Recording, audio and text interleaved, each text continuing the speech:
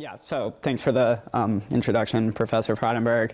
I did graduate a little over 2 years ago in May 2022, and I titled this like many paths of information technology because, so when I talked over the summer to Professor Freudenberg about doing this, I wasn't 100% sure exactly what I wanted to talk about, as I'm super early still into my career, although it feels like it's been a while since I've been at Bentley.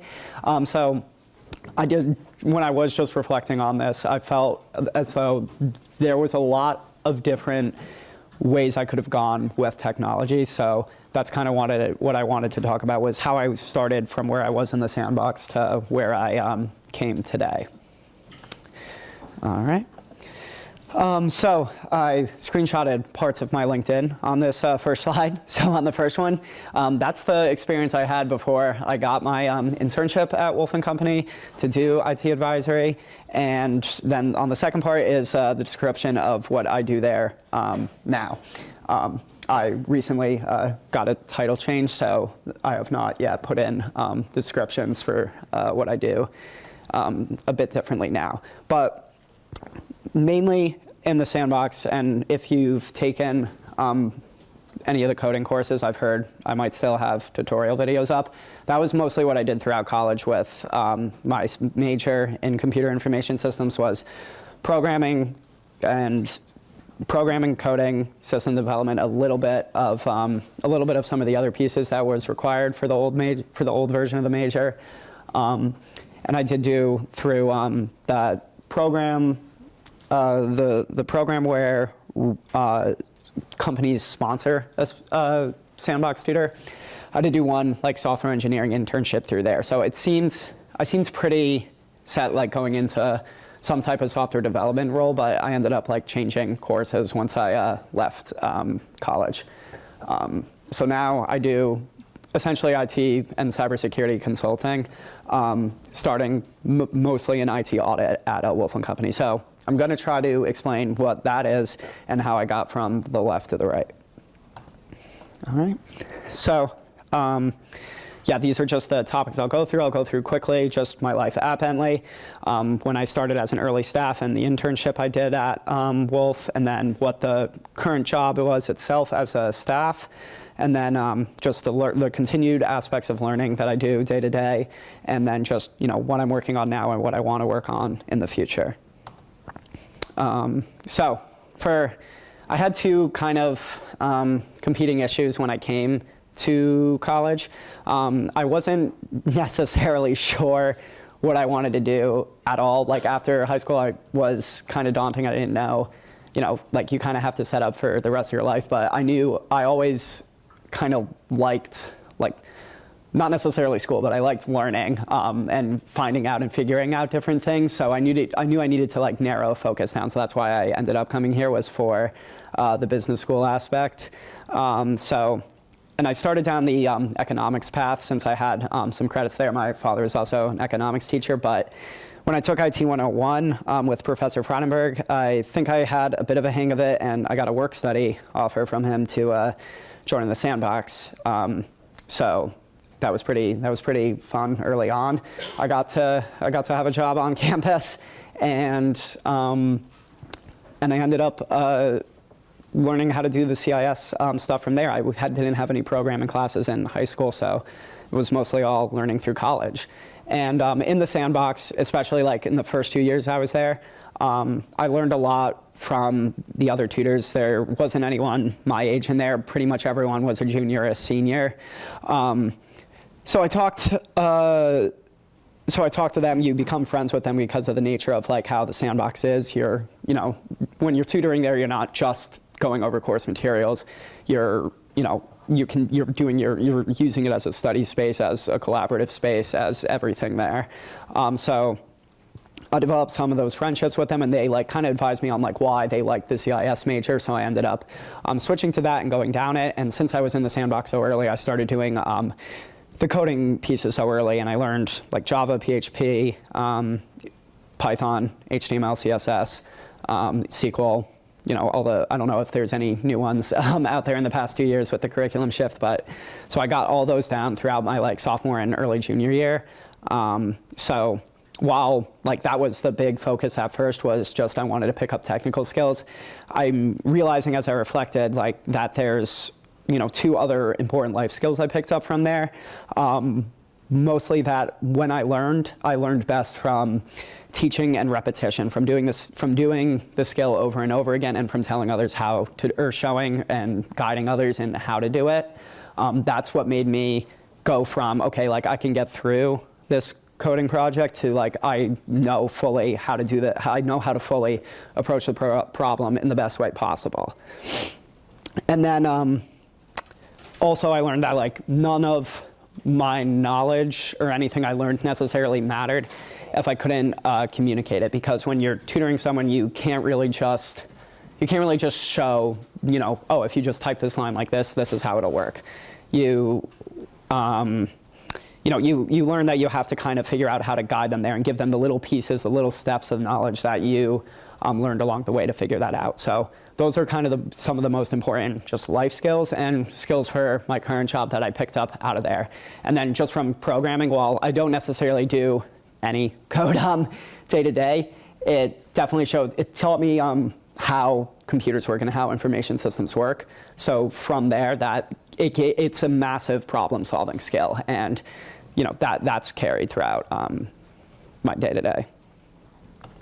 All right, and then so as I said, I had picked up a lot of coding skills. That was probably what I was going to look at doing, but my sophomore year was when the pandemic hit.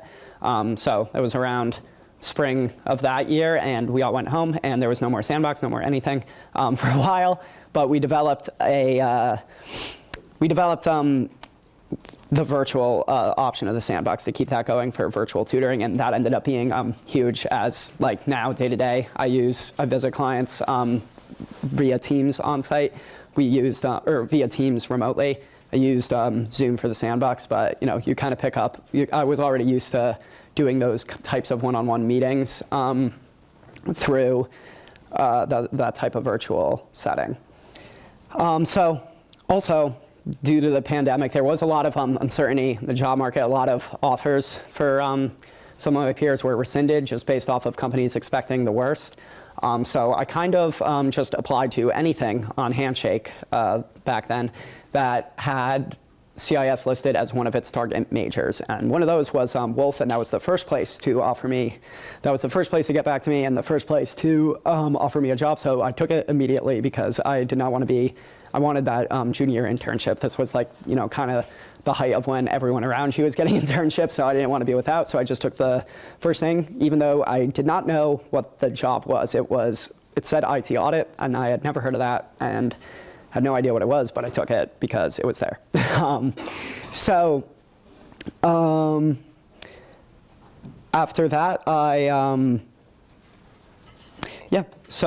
that, I was confronted with the problem of what is, an IT audit and an IT review.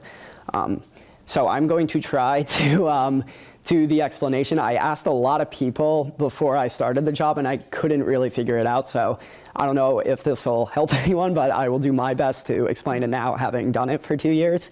I first, though, want to go over the company I actually work for now, Wolf & Co. So it doesn't sound like what you'd go into from a tech perspective, because it's a 100-plus-year-old CPA firm. But there's 3 main lines of services. We do taxes, audits, and then risk management.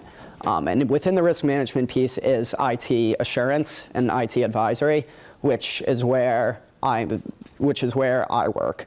And under that team, the risk side has grown, and we offer more of the broader category of a professional services firm. And that would capture, CPAs, CPA firms, lawyer firms, like anything that offers like a professional service. That's kind of where we've fallen into. So even though it's, technically a CPA firm, that's how it fits in with doing technology and cybersecurity pieces. So going into like what actually is an IT audit. As you're probably aware from GB 112, or I don't know if they've changed the name of that, but there were a bunch of laws passed in like the late 90s and early 2000s that basically, in the wake of a bunch of fraud, made sure that if you're going to be making financial statements, that they need to be accurate and that you make sure that no one tampered with them. What came along with this was 2 laws, one for healthcare, one for banking. The banking one, the Gramm-Leach-Bliley Act, is more of what I focus on than healthcare. But that if you're going to collect a bunch of personal information about people, it's your responsibility to not lose it and do whatever you can to, prevent it from being lost. This coincided at the same time with, the technology revolution, .com, all that stuff. So, it's not just validating that financial systems are accurate now, it's validating that the systems that they're on, whether that's a general ledger application, a payroll application, anything like that, it's making sure that those systems are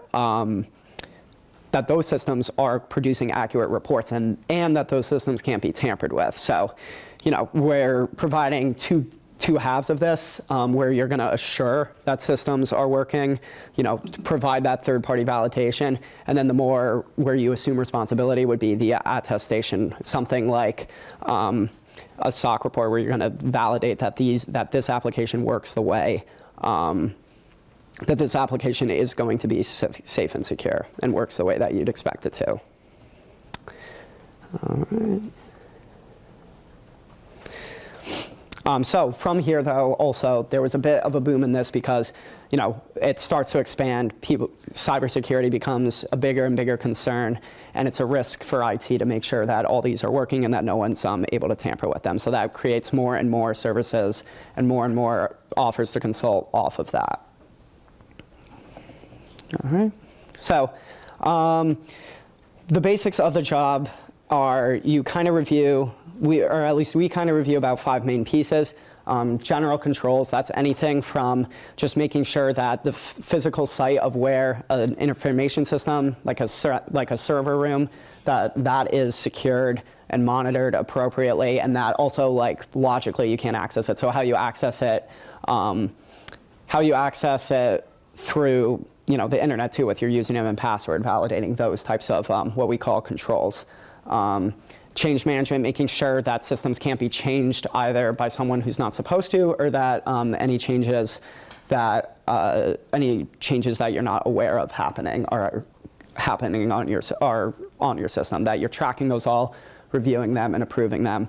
And then anything you're developing that's done under the best secure possible practices. There's also third-party risk and supply chains. Nowadays, you're not going to be building out your own application so much. You're going to be buying products from another company. So how do you know that that product was secured at that other company? If they're providing an ongoing service for you, then how do you know that what they're accessing when they're accessing your customers' data, your members' data, that is also secure? And then also, in the instance of disaster recovery or incident response, if there's, say, a pandemic that shuts down your business, or an incident that affects your information systems, such as, I don't know, if CrowdStrike releases a bug that in their antivirus that crashes everything, or a malicious actor gets ransomware or malware onto your network. Just are you prepared to recover from that, respond to that, so that the business is protected. And then network infrastructure, just securing your actual systems. That's more of the area that I focus on today. And then application environment is just reviewing what, applications and systems themselves. So that would be what I mentioned earlier, looking at core banking, general ledger, payroll, like any apps that handle important information, just making sure that those are configured securely, reviewing the passwords on those, reviewing what users are on those, if all the accounts on there, if the management knows who those accounts belong to, and knows when they have elevated privileges, what they're doing with those accounts. But yes. And this all kind of, so this all falls back under, sorry, I lost my train of thought.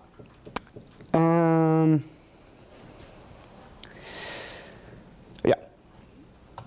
So that's what I was doing day to day, which was very different than what I was doing in the sandbox with programming. But I did want to take the job because of two main reasons. One, I wanted the certainty in the midst of the pandemic, even though it was clearing up by the time I exited college. And I worked with I really liked the people I worked with. It was always, a lot of people my age, and all of our client engagements were every like 2 to 3 weeks. So you have a lot of different things that you can do. It's a lot of change, right? So if you like something, you can, ask to keep doing it, and the next time, if you don't like something, it's over in 2 to 3 weeks. So that type of fast-paced changeover, I did enjoy that because I always like, moving on and doing something new, something different all the time. And I didn't love looking at the policies and passwords, but that's, a lot of what I did was just reading and reviewing those at first. But I wanted to stay around and try it since I felt like, there was a lot of opportunity for me to learn different pieces. All right. So throughout my day-to-day development then, at these types of firms like Wolf, the good professional service firms are going to set you up to get exposed to a lot of different skills and how you can get better at them. I was assigned a coach, what we called a coach, or other companies might call it a mentor, from like the management and above ranks that is kind of responsible, not necessarily fully responsible, but like more so advocates for your progress throughout the company, finds what you're good at and what you can improve on. So throughout that relationship, you start to explore all the different things that we're able to offer. I also learned a lot. We didn't go to clients that often, maybe once or twice every month, every other month. But you get some professionalism, some communication skills from going back and forth to those. And then a lot of this you learn on the job, basically, in your first couple months. Like a lot of it wasn't necessarily things that I knew because most of my knowledge base was code. But like I said earlier, I knew how technology worked from learning code and being in the sandbox. So I was able to pick up a lot of experience about what different things are on the job. All right. And then another thing I just kind of noticed as I went through this was there was an on-site versus remote aspect to work life now. This job used to be you would always be on client site. So every single week it was traveling somewhere else, whether that was within the state, driving somewhere, or flying throughout the country. But since the pandemic, almost all of it is going to be all over Zoom, over Teams. I don't like the work from home aspect. I feel like I don't have a separation, and it's harder for me to get stuff done when I'm working from home because I can't. I feel like I could be doing anything else other than work when I'm home. Whereas in the office, I will, while I'm collaborating with and talking to my coworkers, at least like it's always about work. So I do like coming to the office, and it's become more popular in the past year or so. So I've been happy with that. I go in like Monday through Thursday, and then Fridays I'll work from home. And I do also feel like getting FaceTime with your peer coworkers, getting FaceTime with clients, getting FaceTime with managers and partners, that does make a difference. I think it helps you learn way better from them, from being on site, from being at headquarters, and they'll also remember you when it comes time, if you need help, if you are looking to advance. I think those little differences, those little FaceTime interactions are always going to help. And so after my first year picking up all those pieces, I started to branch out. We have kind of a subgroup within our IT assurance and advisory team called DenSecure, and they do penetration testing where they will attempt clients will hire them as ethical hackers to attempt to break into their systems, see where compromises are, and that way they can map out and prove a concept of how some weakness in their environment can be exploited, and then show them how to fix it and prevent that attack from a real actor. So I did start to learn a bit from them and picked up vulnerability scanning from there, where we would use tools to kind of just scan for what a weakness could be and just analyze that data and I started learning about asset hygiene and patch management, configuration management, those types of pieces of how companies, where companies' biggest weaknesses are in their security. And a lot of it just comes down to knowing what's on your network. So this is where I've started to pick up and expand and focus on in the past year or so, is practicing, okay, do you know how to find new computers connected to your network? Do you know how to find if new software has been connected to your network? Are you able to keep all that stuff up to date? Are you able to remediate any vulnerabilities that are, any new exposures that are public and online? So learning these, you're able to identify where there are missing patches, where there are missing authentication protocols, where there's outdated machines, and then try to help clients figure out why those are happening. Same thing from accounts. You need to know all the identities in your system, and that's where kind of like Active Directory comes into play. So if you have like a Bentley domain, it all signs in to a server called a domain controller that'll authenticate you to the Bentley network. So when you're managing this at not just a school, but like a big company, it can get extremely complicated, and you want to make sure that all the systems that are connecting to that server to authenticate that they're secured and configured correctly. So there's a lot of reviews that we can do from there to help get a second set of eyes on that and make sure that when you're building out that security, when you're building out machines that need to be all hardened and secured the same way, that that's actually happening throughout your environment. Something else I picked up that I'll get into a little bit with certifications was PCI. So that is the payment card industry. There's a council that is formed for all the major credit cards about if you're going to handle someone's credit card, this is what you need to do to make sure it's secure. So we will review and attest that if a client is processing cardholder data, that they're doing that in accordance with this council. So it's that's more on the like network side than some of the other stuff. So that's also why I started to branch out into those. So with this, learning didn't like stop at Bentley. I continued to pick up different certifications for the IT audit and IT advisory world. The big one is the CISA, which is the Certified Information Systems Auditor. That one was the first one. It's from the ISACA group, from them, and it's like 150 questions, 4 hours, so like 1/4 of a CPA exam. So you obtain that one, and then if I wanted to do the PCI too, and that's called the QSA, the Qualified Security Assessor. So I needed 2 certifications to kind of qualify to attempt to get that one.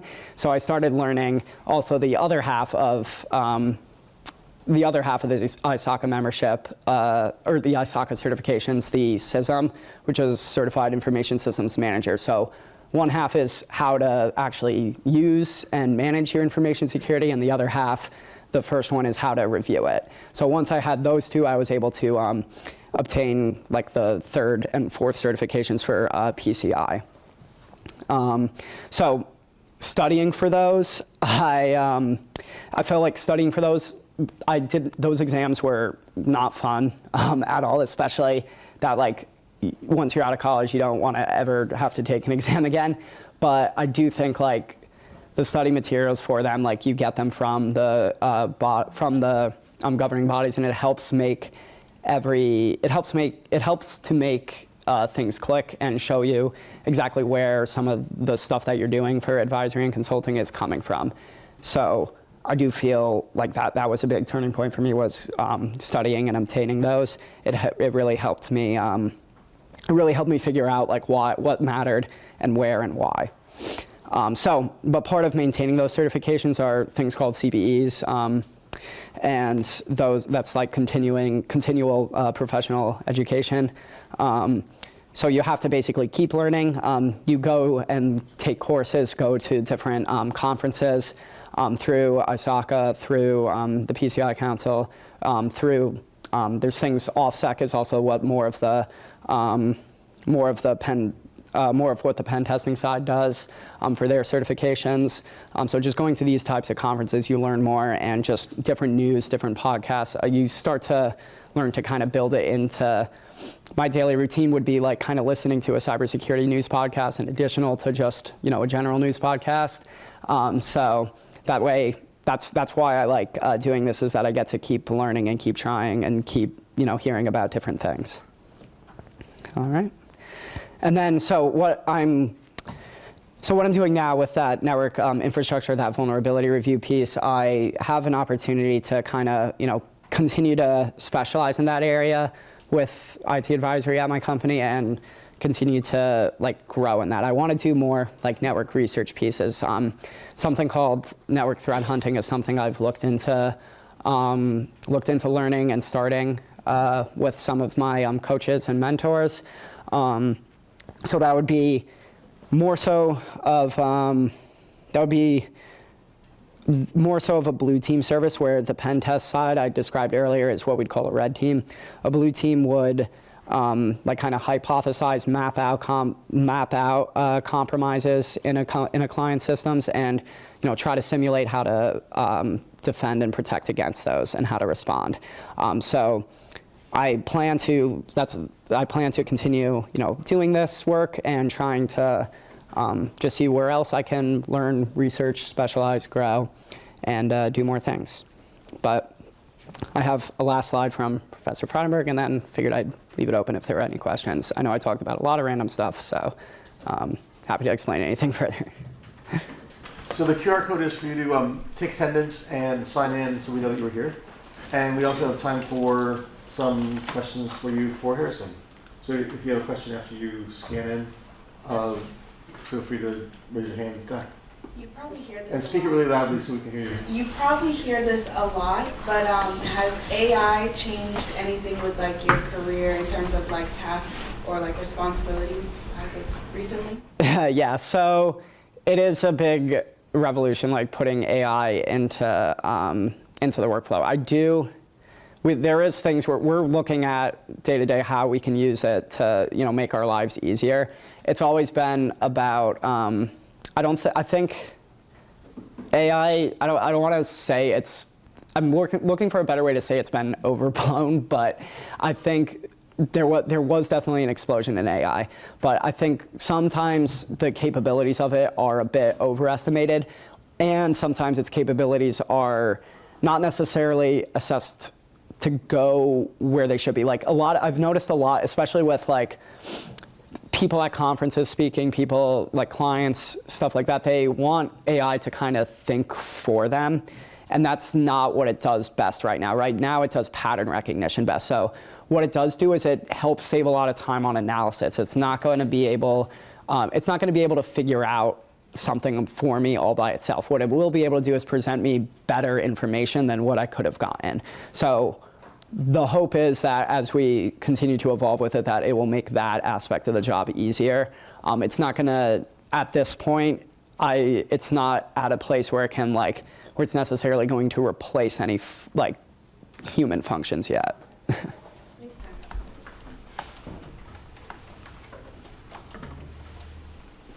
Other questions?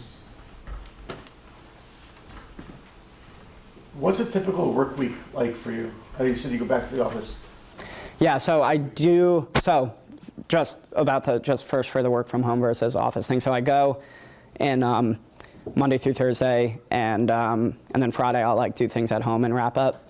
But so Monday, so I'm going to pretend that there was no job that I had, no client that I had the week before, because a lot of this will bleed into each other. But we'd start an engagement with what we'd call a kickoff call early in the week, where we'd go over the scope of what we're going to be looking at and get collect all the evidence, whether that's a policy, whether that's an example of, if we're looking at a security tool, say something that's collecting security events, a logging tool, collect evidence that that's in place, that of what that's collecting.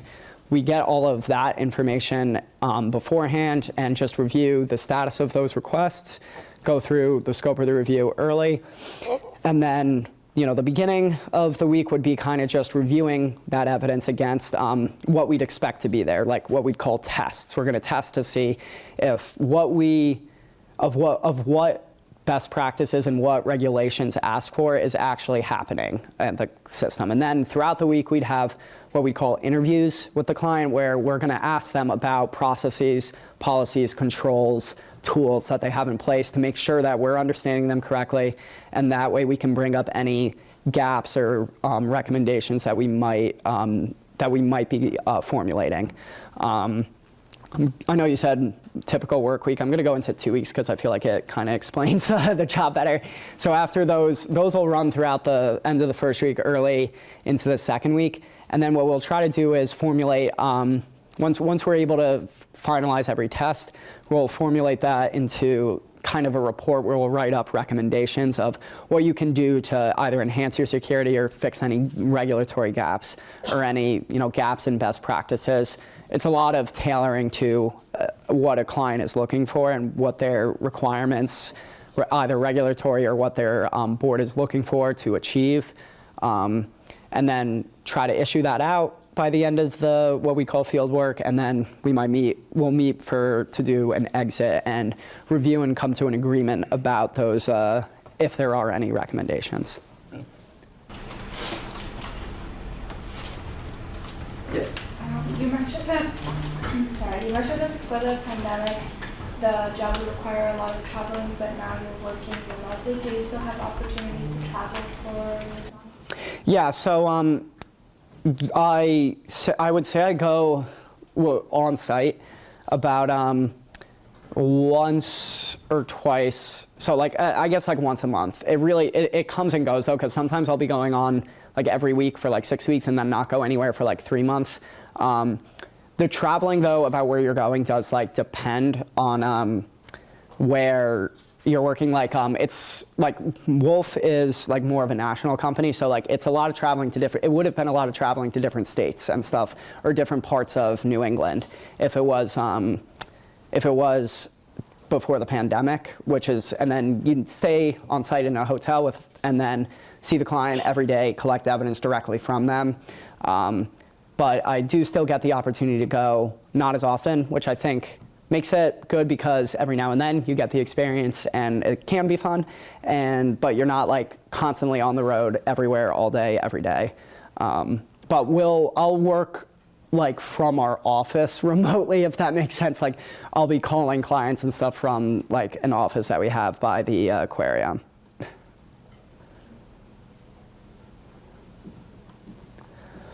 And then there's always industry events and stuff that we would travel to and be in person for as well.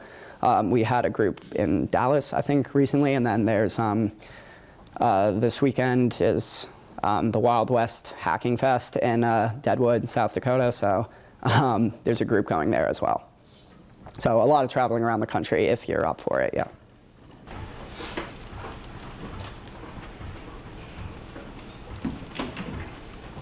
Yeah. Did you have any challenges? I think you might have mentioned one or two, but did you have any challenges when starting your career with Wolf? Or? Yeah, I definitely did. I think a big one for me was that I didn't, my biggest one was that I didn't know what the IT audit was. So it was all of a sudden kind of learning a lot of skills on the job. And then the second one was just kind of figuring out how to communicate throughout my team, how to communicate with the client, because but the difference for that one was that kind of everyone in the company was figuring that out, because everyone was still feeling the effects of the pandemic. Everything had been done a certain way for so long, and now it was a completely different game with timelines could be spread out because we weren't just doing it all in 1 or 2 weeks right then and there at the client site. We could talk to them for a while more after that and such. Yeah, but I'd say that was my biggest challenge, was kind of just, the adjustment. I also think just life-wise, not necessarily related to my job, you go from a crazy like flexible schedule in college where you can kind of, you do your homework whenever you have the chance, whenever it works for you. You don't go to classes at the same exact time every day. Your schedule's going to be more erratic. Whereas now, it's the same time every day that I go to work.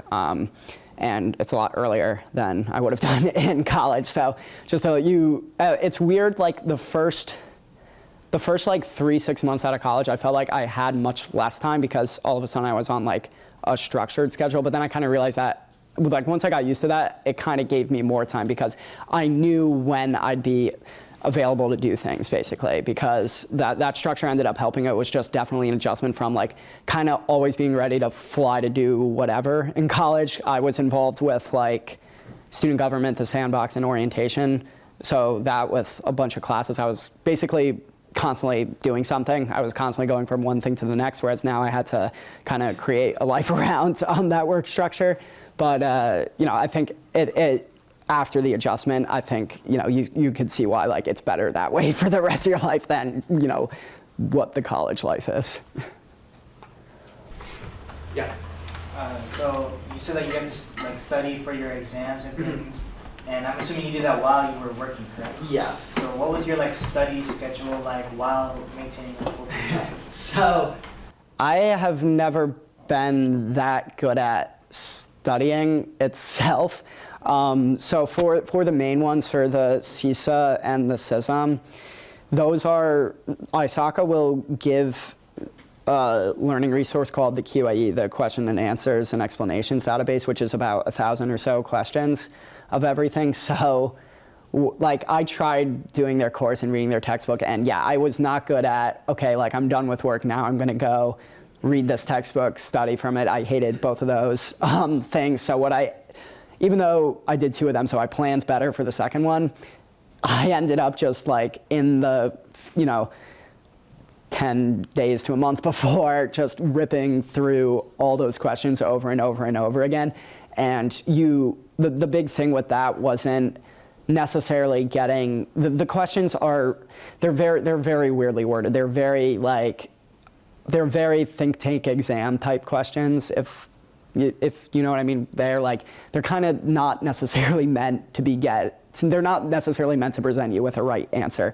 They're trying to get you to think a certain way. But like through that repetition, I was able to understand like, okay, this is how this certifying body and therefore like this industry wants you to think about things. So even though I definitely didn't do it the best way you could, like answering those questions, like I learn when I get things wrong, right? So going through those questions over and over and over again, that's kind of how I developed like more skills about how this information security stuff works.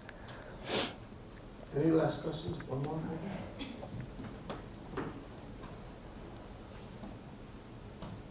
Going once, going twice. Big thank you to Harrison.